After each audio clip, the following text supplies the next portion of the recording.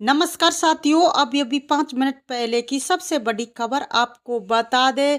राजस्थान के मुख्यमंत्री भजनलाल शर्मा ने पूर्व प्रधानमंत्री अटल बिहारी वाजपेयी के जन्म शताब्दी के दिवस के उपलक्ष्य में आयोजित सुशासन दिवस के अवसर पर प्रदेश की प्रत्येक ग्राम पंचायत पर अटल ज्ञान केंद्र शुरू करने की घोषणा की है। साथियों, मुख्यमंत्री भजनलाल शर्मा जी ने कहा कि युवाओं को जागरूक करने के साथ ही उन्हें प्रशिक्षण सुविधाएं उपलब्ध कराने के लिए प्रत्येक ग्राम पंचायत पर चरणबद्ध रूप से अटल ज्ञान केंद्र की स्थापना की जाएगी। साथियों, इन केंद्रों के लिए स्थानीय युवक युवती का अटल प्रेरक के रूप में चयन किया जाएगा। इससे ग्रामीण युवाओं को रोजगार के नए अवसर उपलब्ध होंगे। साथियों, मुख्यमंत्री भजनलाल शर्मा ने आगे बताया कि ग्रामीण क्षेत्र के युवाओं के लिए सम अध्ययन एवं प्रतियोगी परीक्षाओं की तैयारी, आमजन में पढ़ने की प्रवृत्ति को प्रोत्साहित करने के लिए अटल ज्ञान केंद्रों पर लाइब्रेरी एवं ई लाइब्रेरी की सुविधा विकसित की जाएगी, जिसके साथ ही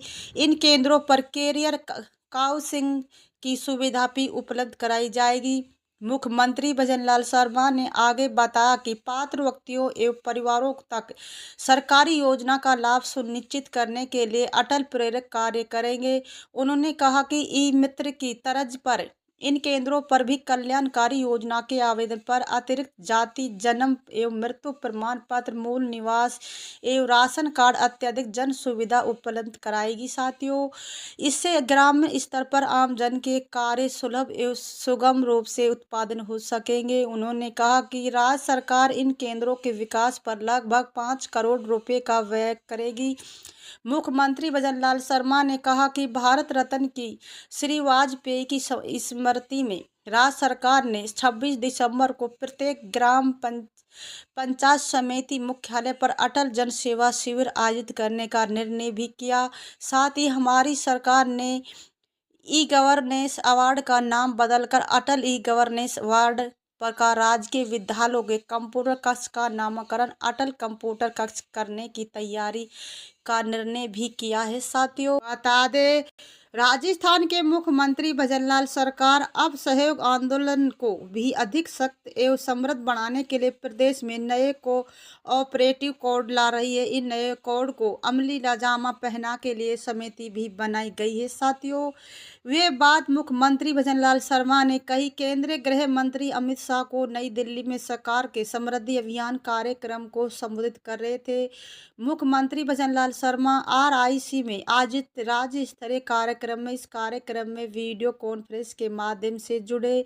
इस दौरान मुख्यमंत्री भजनलाल शर्मा ने कहा कि प्रदेश की महिला और किसान परिश्रम त्याग कर सहकारिता को सफल बनाने में महत्वपूर्ण योगदान दे रहे। साथियों, वीडियो पर बने रहे। आपको आगे बता दें, हमारी सरकार भी सहकारिता में काम करने वाली समस्याओं के निराकरण के लिए तत्पर है। मुख्यमंत्री भजनलाल शर्मा ने कहा कि राजस्थान में करीब 8,000 ग्राम सेवा सरकारी समितियां ग्राम क्षेत्रों में किसानों के लिए काम कर रही है।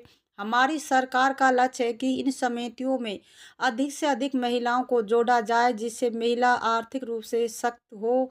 भजनलाल शर्मा जी ने कहा कि सहकारिता में समृद्धि अभियान के तहत प्रदेश में डेयरी समितियों उनके सदस्यों को सहकारी बैंकिंग प्रणाली से जोड़ा जाएगा। उन्होंने कहा कि समितियों के माध्यम से हमारी सरकार बिना ब्याज फसली ऋण उपलब्ध करवा रही है। इस वर्ष हमने 35 लाख किसानों को 23,000 करोड़ रुपए के फसली ऋण का लक्ष्य निर्धारित किया। मुख्यमंत्री भजनलाल शर्मा जी ने कहा कि राजस्थान नई एमफैक्स और डेयरी समिति के गठन में देश में अग्रणी है। उन्होंने कहा कि आज एमफैक्स डेयरी और मत्स्य समितियों का पंजीयन प्रमाण पत्र रुपए के CD कार्ड और माइक्रो ATM दिए गए, जिसके माध्यम से सरकारी समितियों किसानों और पशुपालकों के लिए आत्मनिर्भरता और सशक्तिकरण के लिए नए द्वार खोले गए हैं। साथियों, बता दें, राजस्थान में सहित देश भर के हजारों ग्रामीण परिवारों को जमीन के मालिकाना हक का तोहफा मिलने जा रहा है। स्वामित्व योजना के तहत 27 दिसंबर को राज्य की 3,526 ग्राम पंचायतों के 7,522 गांवों में 1,50,778 लोगों को पट्टे दिए जाएंगे साथियों। इस दौरान राज्य की 1000 ग्राम पंचायत दिल्ली में होने कार्यक्रम में एचयूएल जुड़ेगी। इनके अलावा अन्य 2526 ग्राम पंचायतों के लाभार्थियों को भौतिक रूप से पट्टे दिए जाने का लक्ष्य है। देश भर की 29,127 ग्राम पंचायतों के 46,251 गांव इस कार्यक्रम में जुड़ेंगे। कार्यक्रम को प्रधानमंत्री नरेंद्र मोदी कार्यक्रम को संबोधित करेंगे। ग्रामीणों को मिलेंगे मालिकाना हक। साथ ही 23 जिलों में भी कार्यक्रम होंगे। ये ग्रामीणों को जमीन का मालिकाना हक दिलाने के लिए पंचायत राज मंत्रालय की योजना है। इसके तहत ड्रोन सर्वेक्षण की मदद से जमीन की पैमाइश की जाती है और सहमत कार्ड दिया जाएगा साथियों। बता दें, भर्ती परीक्षा को लेकर राज्य सरकार की ओर से गठित मंत्रिमंडल समिति की बैठक में मुख्यमंत्री भजनलाल शर्मा को सौंपी रिपोर्ट में परीक्षा रद्द कर रही इन्हीं अभ्यर्थियों को पुनः परीक्षा कराने की सिफारिश की है। इन पिछले दिनों सौंपी गई, लेकिन अब सामने आई है कि परीक्षा को लेकर मामला उठा रहे कृषि मंत्री करोड़ीलाल मीणा को भी रिपोर्ट गृह विभाग की ओर से भेजी गई। एसआई भर्ती परीक्षा पेपर लीक मामले को लेकर संसदीय कार्य विधि कार्य मंत्री जोगाराम पटेल की अध्यक्षता में 6 सदस्यीय मंत्रिमंडलीय समिति बनाई गई थी। इस समिति से पिछले दिनों मुख्यमंत्री को रिपोर्ट सौंप दी थी, लेकिन ये रिपोर्ट अब सामने आई कि समिति से एसआई भर्ती परीक्षा पुनः कराने और पूर्व में परीक्षा देने वाले अभ्यर्थियों को ही उसमें शामिल करने, भर्ती को पूरी तरह रद्द करने से एसओजी की पकड़ में आ चुके या असिद्ध चयनित अभ्यर्थियों को बर्खास्त पर शेष चयनित अभ्यर्थियों को भी सेवा में बनाए रखने जैसे सुझाव पर विचार किया था। लेकिन रिपोर्ट में एसआई भर्ती परीक्षा पुनः कराने और पूर्व में परीक्षा देने वाले अभ्यर्थियों को ही उसमें शामिल करने की भी सिफारिश की।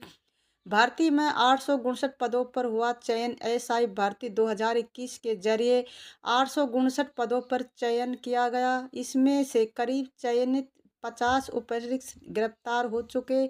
शहीद उपनिरीक्षक भर्ती को लेकर कुल 75 लोग गिरफ्तार हो चुके। हालांकि इनमें से अनेक को जमानत मिल चुकी है साथियों। हाई कोर्ट में दायर एक याचिका में भी भर्ती परीक्षा रद्द कर उसमें शामिल अभ्यर्थियों को ही मौका दिलाने की गुहार की गई। यह याचिका के आधार पर हाई कोर्ट ने प्रत्यक्ष पुलिस परिरक्षक को नियुक्त देने पर रोक लगा दी है साथियों।